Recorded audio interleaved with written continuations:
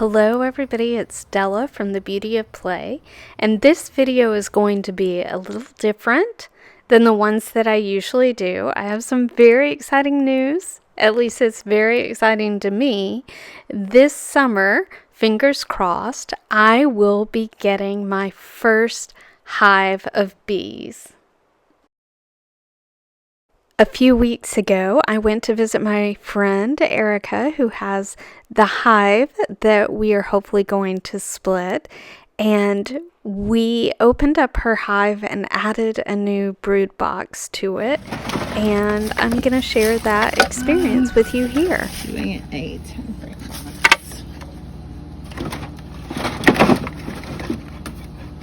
First thing that we do is find the supplies for the new brood box, which include the box frame and the trays. So I have 5 that I can reuse, but this.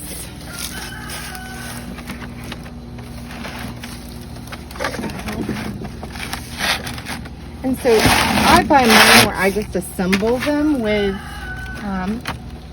little tiny nails.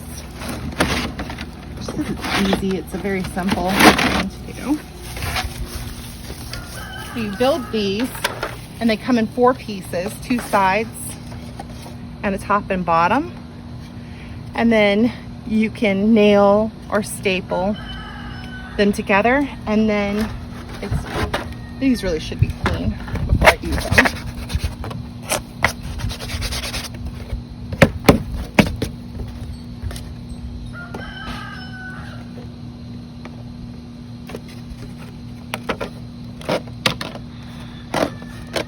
There's a little ridge on the top and the bottom that just fits in. Yeah.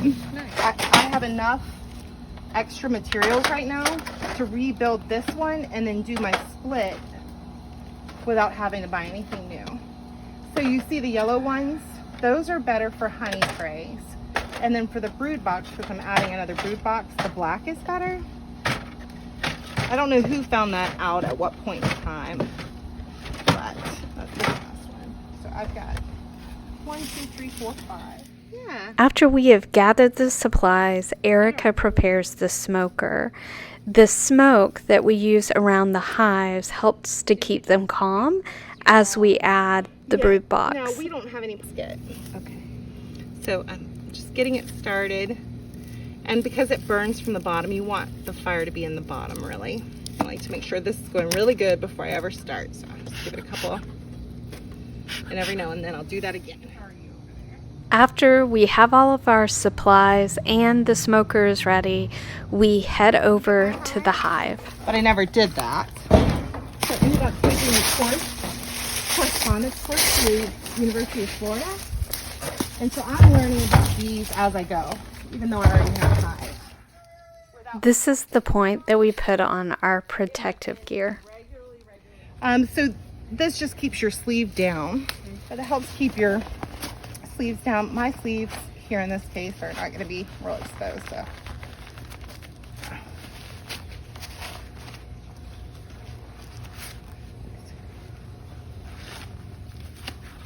So they like to, when they do sting, they're going for the exposed bits, and they like to go for your wrist and your arms. Have the glove pulled down, because that's where I'm sticking, I'm sticking my hands in there. And bees can put the pheromones, smell the pheromones you're giving off too. So if you're like feeling fear and terror, I think mostly though, they're just worried about, oh, who is this person trying to get in my hive? Okay. And you feel free to approach as you feel comfortable. And just keep in mind, there's going to be, what I'm going to be doing is I'm going to be removing the boxes as we go down to this main box. And whenever I go to set the box down, that's when they get the angriest. So I'll just kind of call it out, setting the boxes down, and I'll be spraying with smoke. And they're not super, like I said, they're not going to be super mean, but just because I haven't worked them in a little while, they may be angrier than usual. So this is the top. And have you ever heard of something called propolis? Propolis is bee glue. And so they glue everything down. So anytime you're moving anything, they're always going to have some of the propolis on. So this is an inner box, it's called, with ventilation. But this is just the inner cover. And I just want to show you that it's completely glued down. The bees glue any little cracks, they glue with propolis. And there's a lot of propolis in any given hive, even if it's, you know, well made with no gap. Keep them nice and calm.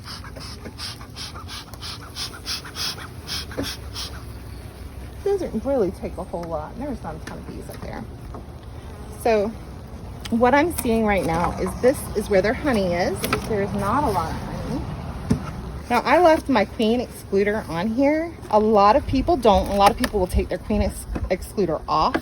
And there are reasons to leave it on. If I believe that queen is laying her brood down there, no problem. She just needs a little food, as long as they can pass back and forth. So the reason I thought maybe that wasn't full of honey was because I see some empty cells.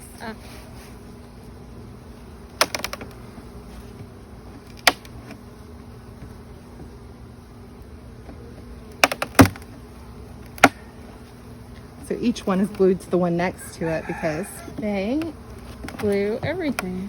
truly. And if you're out here working it really regularly, I would have already broken through it, but in this case, haven't done. So in this case, that's just the wax. So all of that is empty. Honey, you see the ones where you can't see the cell? It's capped, it's called. And it's capped with wax because it's full of honey. So that one is a not a full frame of honey. Let me show you what a full frame of honey would look like.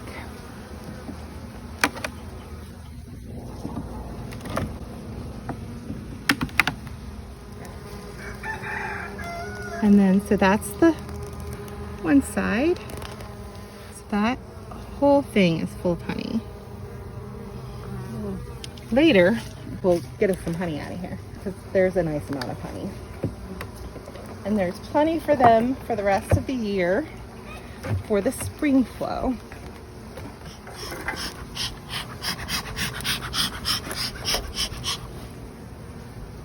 So I have a queen excluder with one tray of honey between one of the trays of honey and then an extra. And that just makes sure the queen doesn't pass into the honey cells and be laying brood mixed with honey. It just makes it a cleaner process when you want to harvest your honey. Okay, so this is my lower honey box. And I want to show you now, these frames are mostly empty. And Anton and I added this one just a month and a half ago. So some of this would have been new no matter what. So this is honey that they're currently using to feed the brood. And in this case, there are going to be some that she's laid her brood into. So you don't harvest this honey? No, this is always for them. And where are we adding the additional box? On top Below of this or this below one. that one? And it'll be a box just for brood.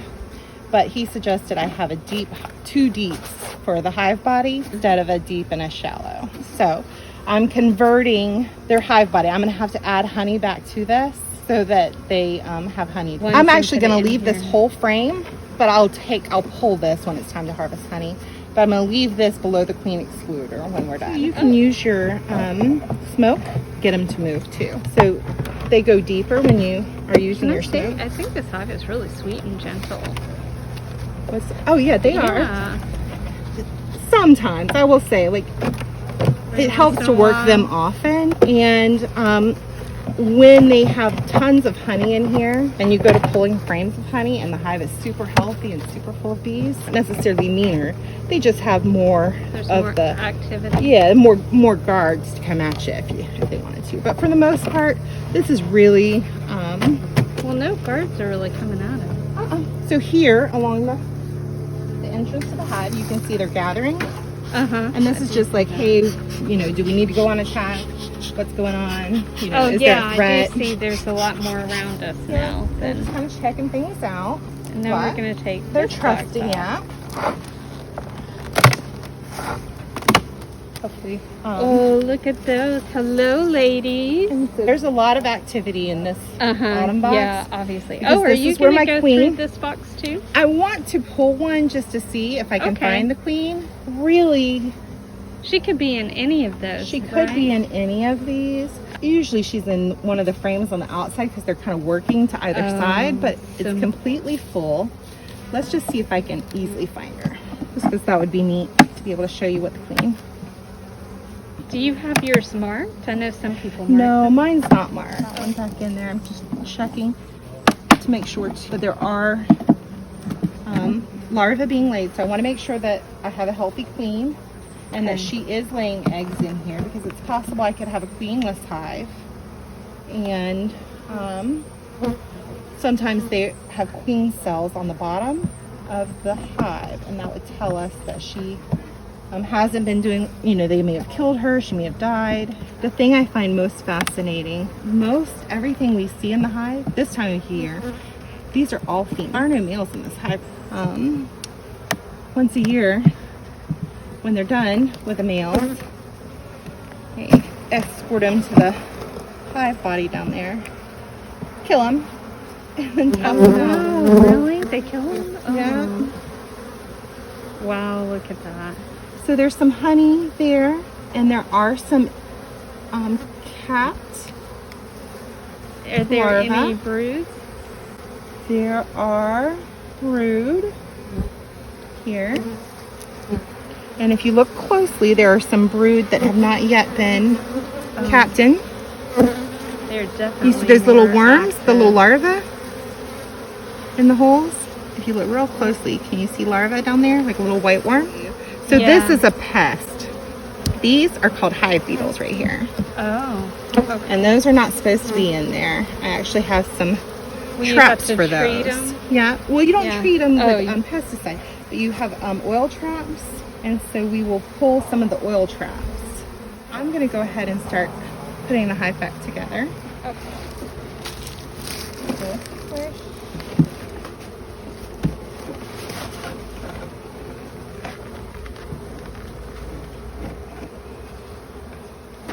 So they will clean the hive.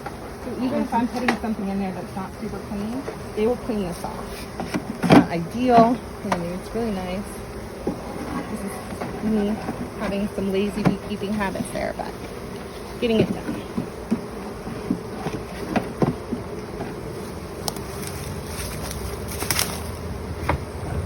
With having a deep double body, hopefully she'll be able to lay tons and tons of brood in here. And I'll start supplementing. So sometimes you can supplement their food with protein. And I'm learning about that right now. If I can help her have the energy to make more brood.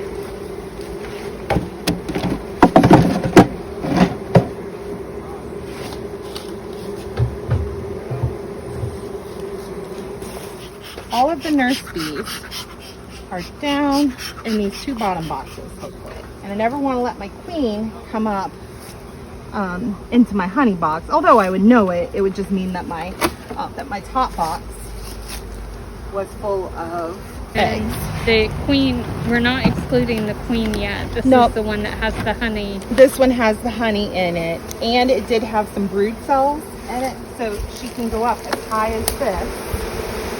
Queen Listen to excluder. them. I love the sound. And everyone else can pass freely through this queen excluder. It is made to only prevent the queen. And that's just because she has a larger bottom.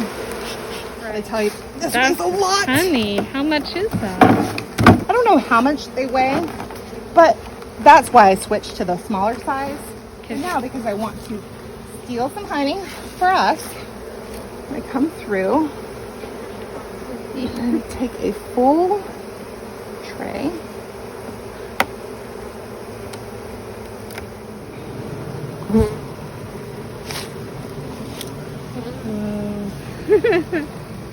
So this one isn't a full frame of honey, it's really a Right. half frame, but I'm gonna go ahead and take this one and leave the full frame for them, I think. Are we just going to cover it back up, or are we going to put another? We're gonna put another one of these back. Okay. Do you want me to hold that one? I'm gonna go ahead and get the bees off of it. Oh, okay. Yeah, of course. And then I'll walk it over there and grab the smaller one. You'll see me. Instead, so there's a way you could do it with just a tool as simple as a fork. And you could just poke holes and then turn it upside down and allow it to drain. In this case, we're gonna, because she likes the comb, I'm gonna cut the comb from the tray. So we're going to just cut this, push down all the way down, and then we'll move it back over here and push. Okay, go for it.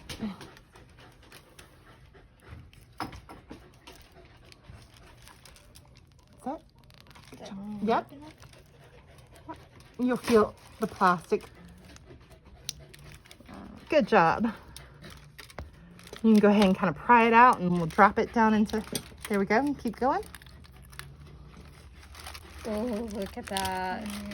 Oh, that's You awesome. see how dark the winter honey looks? Yeah. Do you know what Pick it up. flowers are planted from the honey from? So I guess winter, so there is actually a chart that'll tell you what your winter is. I think it's gallberry this time of year. We have a lot of Tupelo content somehow too, and orange in the spring, orange blossoms from our yard. But we have a lot of our honey here comes from the, not verbena, what is the tree? These trees right here are called? Viburnums. A lot of our honey, I think, just because the most flower close by, but with their range being a mile or so, a couple miles even, my bet is it's whatever's blooming. Yeah. Pretty much. So And how do you test the honey IFAS, to know what's in it? you can actually have your honey tested. Uh-huh. We would just call this wildflower honey, you know, but if you wanted to do testing on it, you could. They have like a moisture meter and everything that you can test. And I forget what makes it. I haven't learned a lot about like the honey itself, but there's actually a calendar that IFAS puts out that tells you all of the different things that are blooming in our area.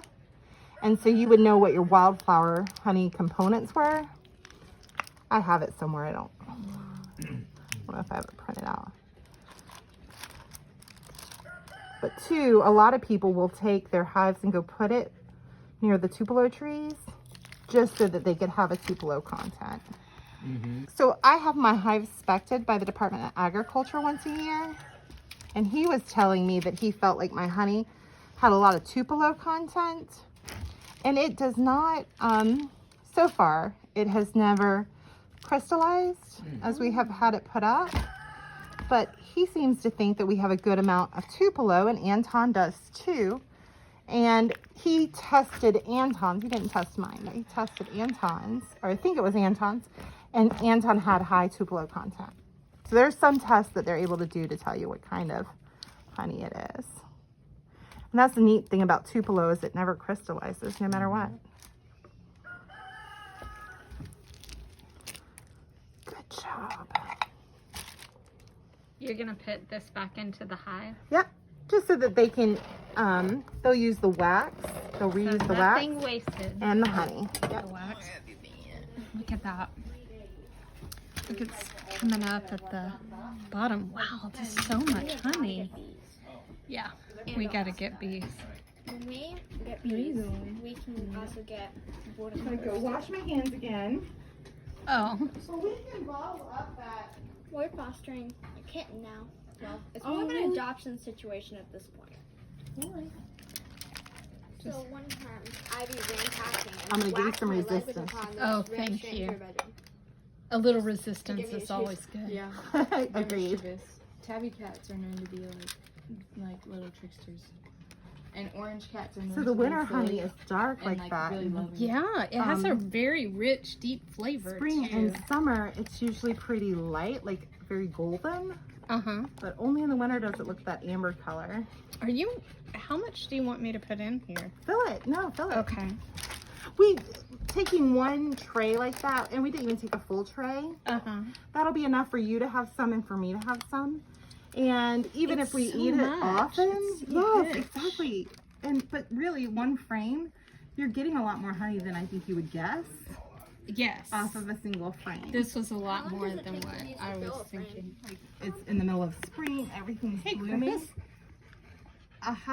A large hive could fill a frame in a couple days and fill a box within a couple weeks. So,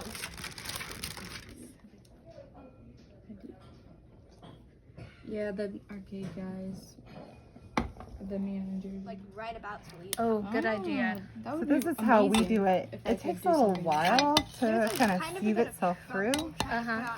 But you just use gravity, leave it in the house. Exactly. Maybe I could email them or something and ask. And they'll never clean it out I perfectly, can so find you'll them on always have Google. some honey left in your, but we don't mind Eat the the honeycomb. comb Eat too. a bite. And that is the end of our adventure for today. Thank you so much for joining me. If you liked the video, hit like and feel free to share. And if you would like to see other videos from me, although they're not likely to be about honeybees anytime soon, more likely to be about homeschooling and math, you can hit subscribe. I will be sure to keep you up to date on my bee journey.